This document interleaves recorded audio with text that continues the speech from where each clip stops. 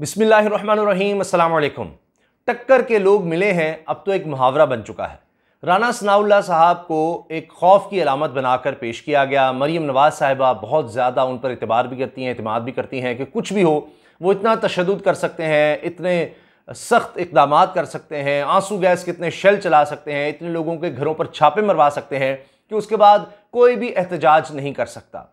तो ये कुछ कोशिश की गई 25 मई को करने की, और उसके बाद भी बड़ी तादाद में लोग निकले। अगरचे बहुत जुल्म हुआ, बहुत ज़्यादा आंसू गैस के शेल चलाए गए। राना सनाउल्लाह साहब बबांगे धोल कहते हैं कि हमने एक्सपायर्ड गैस के शेल चलाए और बड़ा तशद्दुद किया। 4,000 4,500 के लगभग छापे लोगों के घरों में मारे गए। फिर औरतों और बच्चों पर जिस तरह से जुल्म किया गया सबके सामने है। अब राना सनाउल्लाह साहब हों चाहे PDM हो, सब बड़े परेशान हैं, क्योंकि अब जो मैंने किया ना, टक्कर के लोग मिले हैं। अब इमरान खान साहब के हवाले से खबरें कुछ दिन से चल रही थीं कि वो भी एक अहम शख्स को जिम्मेदारी सौंपने वाले हैं कि जिसने जुल्म किया उसको अंजाम तक पहुंचाया जाए, उसके खिलाफ कार्रवाई की जाए, कानून हरकत में लाया जाए। और जब से पंजाब की हुकूमत मिली इमरान खान साहब को, उस दिन से ही ये बार बार ऐलान किया जा रहा था। अब काबीना भी तश्कील पा गई, लेकिन वो शख्स कौन है उसको सीगा राज में रखा जा रहा था।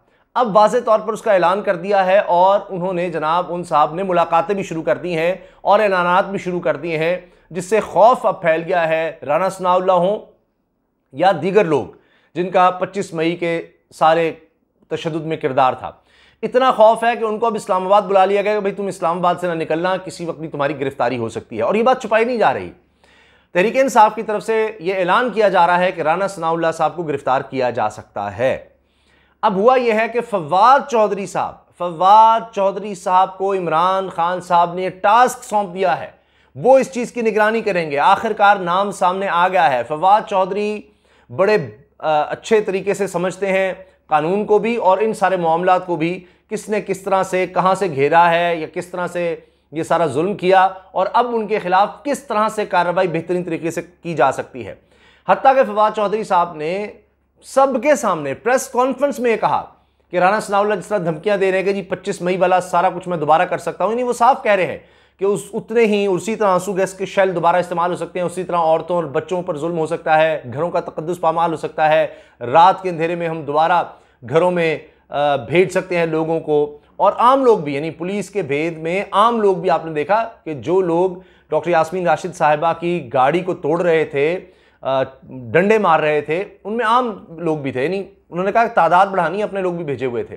तो अब इस सब के लिए एक JIT बनाने का कह दिया गया है, जॉइंट इन्वेस्टिगेशन टीम बनाने का कह दिया गया है।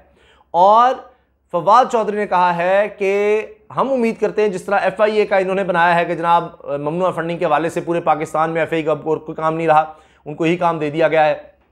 तो जिस तरह हमसे उम्मीद की जा रही है कि हम उनके सामने पेश होंगे, इसी तरह राना सनाउल्लाह, अता तारड़ और मलिक अहमद खान ये भी पेश होंगे JIT के सामने।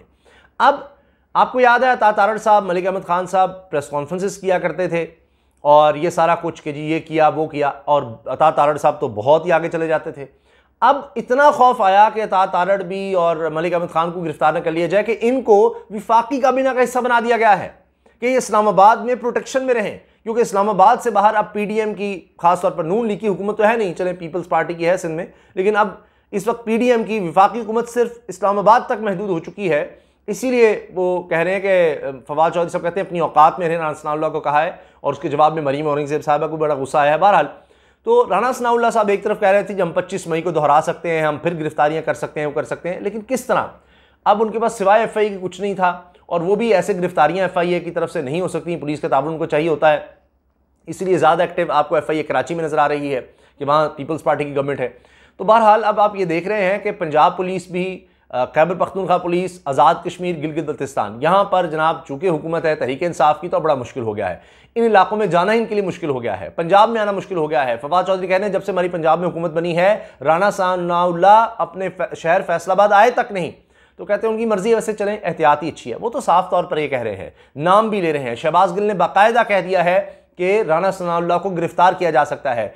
कम ही ऐसा हुआ होगा कि विफाकी वज़ीर दाखिला की गिरफ्तारी की बातें की जा रही हों और वो कह रहे हैं कि जी इस तरह ना करें। अब उनको ये खौफ और डर है कि इमरान खान इस दफ़ा कर गुजरेंगे और यहां तक लोग कह रहे हैं कि ये सारा मामला, ये सारी स्कीम, ये 25 मई को जो जुल्म हुआ है वो सब कैमरे की आंख में दिखाया गया है, किस तरह से ये शेलिंग और कितना जुल्म हुआ और 2 लोग जान से चले गए।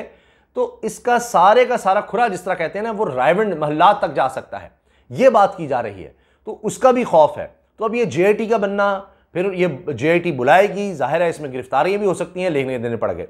अब इमरान खान साहब ये कोई सिर्फ स्टेटमेंट्स या फवाद चौधरी से स्टेटमेंट्स तक नहीं है, फवाद चौधरी ने बाकायदा वज़ीर दाखिला पंजाब हाशिम डोगर से मुलाकात भी कर ली है और उसमें सारा कुछ तय पा रहा है कि 25 मई का सानिया किस किस के कहने पर हुआ, किस तरह उनके खिलाफ जाना है। सिर्फ मुहर्रमुल हराम का एहतराम का, मुहर्रम के फौरी बाद अब इस पर 25 मई के हवाले से JIT और इस पर अमल दरामद शुरू कर दिया जाएगा। तो ये गिरफ्तारियां किसी वक्त भी हो सकती हैं, किसी वक्त भी एक्शन हो सकता है।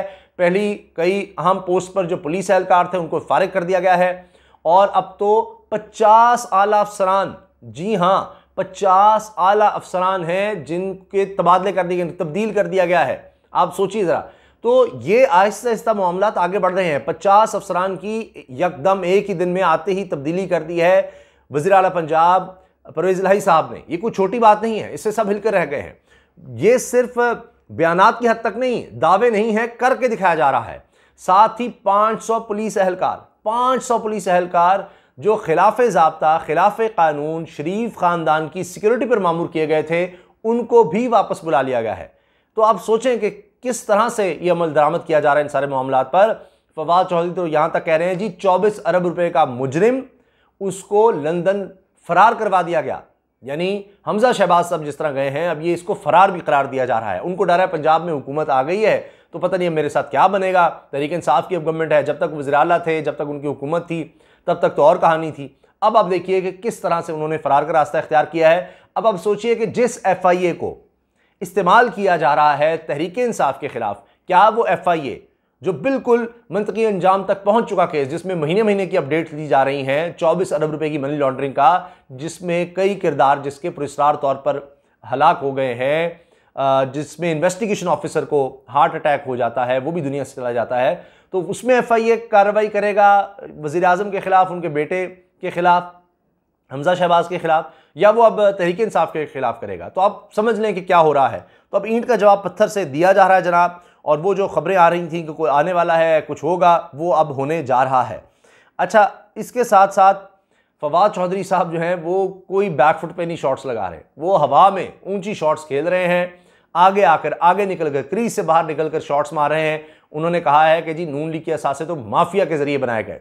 यहां तक उन्होंने कहा है कि नून लीग के साफी कौन है मैं आपको बताता हूं, जो जनाब दहशतगर्दों की, जिनको दहशतगर्द कहा गया, जो अफगानिस्तान के हुक्मरान जो माजी रहे हैं, उनके लिए बहुत ज़्यादा दर्द रखते थे, आज वही लोग हैं जो नून लीग के हक में बात कर रहे हैं। फिर अफसरान की बात करें तो अहमद अवैस को दोबारा एडवोकेट जनरल लाया जा रहा है और आप जानते हैं वो भी बड़े एग्रेसिव हैं। और जिस तेज़ी से तब्दीलियाँ हो रही हैं, कई इस्तीफ़े आए, कोई चीफ सेक्रेटरी कह रहा है जी मैंने भी यहाँ से जाना है, IG ने पहली खैर मनाई, वो उन्होंने कहा जी मुझे विफाक बुला लें। तो अब विफाक किस किस को बुलाए, इस्लामाबाद में किस किस को बुलाएं? राणा सनाउल्लाह पहले ही वहाँ हैं, मलिक अहमद खान को भी ले गए हैं, अता तारड़ को भी ले गए हैं। अब किस किस अफसर को बेचारे को वहाँ जाकर प्रोटेक्शन मिलेगी इस्लामाबाद में? अब इस्लामाबाद एक छोटा सा शहर ही है, अगरचे कैपिटल है, लेकिन अब वहाँ की हुकूमत भी वहाँ तक महदूद है, जिसको कभी CDA का वज़ीर आज़म कह रहे हैं शहबाज शरीफ साहब को। तो किस किस को एडजस्ट करें, किस किस को बचाएं, उनके लिए ये मसला बना हुआ है। नवाज शरीफ को वापस लाने के लिए एक तरफ तो नून लीग के लोग कह रहे हैं जी वापस आएँ, यहाँ तो पार्टी तबाह हो गई है, साख खत्म हो गई है, शायद रिवाइव हो जाए। नवाज शरीफ साहब वापस आने को तैयार नहीं, उल्टा इमरान खान साहब ने अपनी लीगल टीम को टास्क दे दिया है कि अब कानूनी तौर पर अदालतों के जरिए नवाज शरीफ को वापस लाने के लिए काम किया जाए। अब यहाँ हुकूमत पंजाब में अब इमरान खान साहब की है, तो मुजरिम वो यहाँ पर हैं पाकिस्तान के, तो अब इस्लामाबाद में भी अगर वो लैंड करते हैं तो पंजाब पुलिस के पास ही उनको आना पड़ेगा, ये भी उनके लिए एक मसला है। तो कानून साजी की कोशिश की जा रही है, वो एक अलग कहानी है। तो जनाब ये इस वक्त सूरत हाल है। और फवाद चौधरी साहब यहाँ तक कह रहे हैं कि किस माई के लाल में जुर्रत है कि जो इमरान खान को नाअहल करे। बड़ा वाज़ेह उन्होंने कहा है, ये जो धमकियाँ दी जा रही हैं उससे वो कोई मरूब नहीं हो रहे। वो कह रहे हैं कि ये तो 1 वर्सेस ऑल है, इमरान खान के बगैर अब सियासत क्या है, बाकी सारे तो इकट्ठे हो चुके हैं, इट्स 1 वर्सेस रेस्ट है। तो इमरान खान साहब को अगर आप नाअहल करने की कोशिश करते हैं तो बाकी सियासत में क्या बचेगा, फिर आप भुगत लेंगे जो होगा। सियासत में और मुल्क में। तो इस वक्त हर तरह से बहुत सी कोशिशें हो रही हैं। 13 और 14 अगस्त की रात को जो जलसा प्लान है, हर तरह से हुकूमत लगी हुई है वफाकी हुकूमत को नाकाम बनाने के लिए। उनके लिए इतना मसला बन चुका है कि हुकूमत का और किसी तरफ कोई फोकस नहीं है, मईशत की तरफ कहें, हुकूमती इक़दाम की तरफ, निज़ाम की तरफ, कुछ नहीं। उन्होंने अपने केसेस जो ख़त्म करवाने थे नैब के हवाले से वो उन्होंने करवा लिए। अब तो लोग कह रहे हैं इमरान खान खुद भी चेयरमैन लग जाए नैब के तो कुछ नहीं हो सकता, उन्होंने अब सारा ही ख़त्म कर दिया है। तो उनका फोकस अब सारे का सारा सिर्फ और सिर्फ इमरान खान है। तहरीक इंसाफ है, किस तरह से इनको तहलील किया जाए, किसी तरह से इमरान खान को सियासत से बाहर किया जाए, कुछ कर लें, क्योंकि वो सियासत के मैदान में, आवाम के मैदान में, इलेक्शन में, वोट्स में इमरान खान का मुकाबला नहीं कर सकते। अब सिर्फ उनके पास यही रास्ता बचा है कि किस तरह से ये दिखाया जाए कि इमरान खान तहरीक इंसाफ तो फौज के खिलाफ है। अब उल्टा उसका भी असर हो रहा है। जो इनके फौज के खिलाफ बरह रास्त बयान आता है इनकी लीडरशिप के, मौलाना फजलुर रहमान, उनके भाई वज़ीर दिफा ख्वाजा आसिफ के, कि आज तक इस फौज ने कोई जंग नहीं जीती, इन्होंने गोश्त भी नोच लिया और पता नहीं क्या कुछ, और इसी तरह से इन्होंने किया क्या आज तक जनरलों ने। मैं देख रहा था मौलाना फजलुर रहमान साहब के बयान हैं, उनके भाई के बयान हैं, इसराइल के एजेंट इनको करार दिया जा रहा है, और मियाँ नवाज शरीफ साहब के बयान चल रहे हैं आर्मी चीफ के खिलाफ, वो सब दिखाया जा रहा है। अब वो भी एक और तरफ काम चला गया है। फिर ये भी बात आ रही है कि ये खबर ब्रेक हो चुकी थी जून में ही कि जी एक सेल बनाया जा रहा है, मीडिया सेल, कि जिसका काम ये है, उसका पहला टास्क ये है कि ये दिखाया जाए कि तहरीक इंसाफ और फौज कोई आमने सामने है, इस तरह का माहौल बनाया जाए। अब मुझे लगता है कि उसमें बहुत ज़्यादा इन्वेस्टमेंट की जा रही है, लेकिन उसमें भी नाकामी नज़र आएगी, जिस तरह से बाकी इक़दाम में नाकामी नजर आई है। तो इस PDM हुकूमत बहुत ज़्यादा दबाव में है। अलावा इलेक्शंस के कोई हल नज़र नहीं आ रहा, लेकिन इसी के इलेक्शंस के अलावा वो हर काम इधर उधर करने को तैयार हैं, लेकिन अवाम में जाने को तैयार नहीं है। लेकिन दूसरी तरफ घेरा उनके खिलाफ, इसके बावजूद कि वो वफाकी हुकूमत में है, घेरा तंग किया जा रहा है और मसाइल उनके पास बहुत हैं। वो कह रहे हैं देखिए ये एक सूबाई हुकूमत को विफाक पर चढ़ाई करने के लिए किया जा रहा है, इस्तेमाल किया जा रहा है। राना सनाउल्लाह यहाँ तक कह रहे हैं भाई अब कहाँ गए वो, आपके पास तो सारा कुछ था और आप जब चढ़ाई करते थे लोगों के घरों पर तब आपको याद नहीं था। तो अब वो कह रहे हैं कि जनाब ये देखिए पंजाब हुकूमत ये चढ़ाई कर रही है जी विफाक पर, या एक सूबा चढ़ाई करने की सोच रहा है। अब आप किस किस सूबे की बात करेंगे? क्या फिर हम कहेंगे वफाकी हुकूमत ने लोगों के घरों में चढ़ाई की थी, अब खैबर पख्तूनख्वा, पंजाब, आज़ाद कश्मीर, गिलगित बल्तिस्तान, वहाँ अब हुकूमत तहरीक इंसाफ की, उनको समझ नहीं आ रही क्या करें। इसलिए वो कह रहे हैं कि एक दफ़ा सारी पार्टी को तहलील कर दिया जाए ताकि हर जगह से इनकी हुकूमत जाए। लेकिन वो एक अलग मसला आ जाएगा, इनको समझाया भी गया है, अब भी समझाया जा रहा है, लेकिन वो खौफ इतना है, इतनी परेशानी है कि गलत फैसलों पर गलत फैसले हो रहे हैं। जिस तरह इमरान खान को निकालने का बड़ा ज़बरदस्त उन्होंने सोचा था फैसला, वो उल्टा गले पड़ा है और तबाही हुई है सब जमातों की इनकी। तो इसी तरह से ये भी इनको समझ नहीं आ रही कि भाई अगर फ़र्ज़ कर लीजिए तहरीक इंसाफ तहलील भी हो जाती है तो उसके फ़ौरन बाद जनाब वो नए नाम, नए इंतखाब निशान के साथ आएगी और पहले से ज़्यादा ज़ोरदार तरीके से आएगी। और सारी जगहों पर आप इलेक्शन कैसे करवाएंगे? वो तो जनरल इलेक्शन हो जाएगा। गिलगित बल्तिस्तान, आज़ाद कश्मीर, खैबर पख्तूनख्वा, पंजाब, कौमी असम्बली, सिंध असम्बली में सीटें खाली होंगी, बलूचिस्तान में भी उनके जो लोग हैं वो भी सीटें खाली होंगी। तो वो तो फिर जनरल इलेक्शन ही हो जाएगा और उसमें फिर 2/3 से भी ज़्यादा आगे मामला चला जाएगा। लेकिन बहरहाल हनूज़ दिली दूरस्त, अभी तो बड़ा वक्त है, अभी तो बहुत सी लीगल बैटल्स होंगी।